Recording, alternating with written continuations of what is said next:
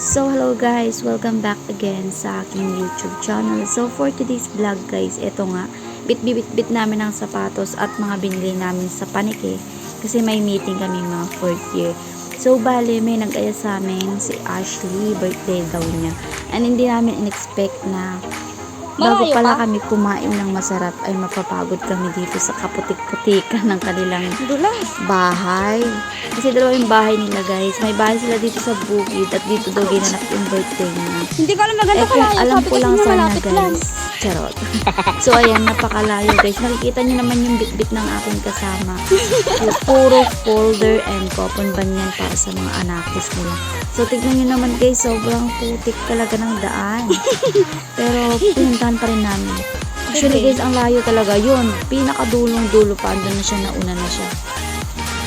Tapos kami, ang bagal pa namin maglakad kasi nga hindi namin sanay yung yung dinadaanan. Sobrang putik kasi laging naulan. So ayan guys, ipapakita natin kung paano nga kami napagod dito sa daan na to. Grabe So dami pa natin bit-bit.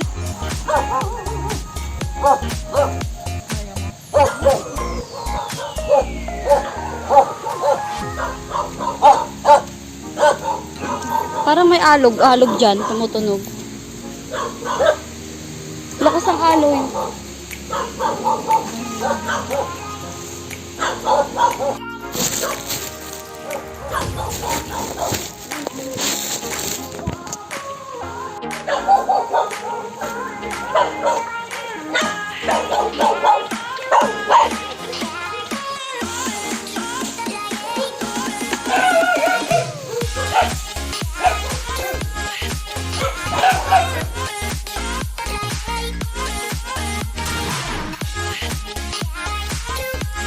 Sis, naihi kami.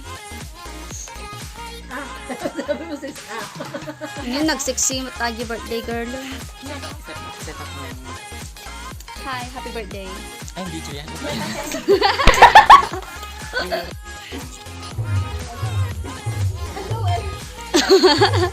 Walang sunog.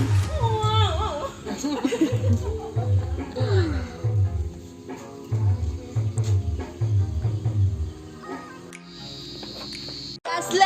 Anong taon ka na, Ashley? Wait lang. Happy birthday, Ashley! 30 po, 35. Ashley! On yun na i-reveal. Happy birthday, Ashley! Thank you. Happy birthday! Video to. Ay, wait.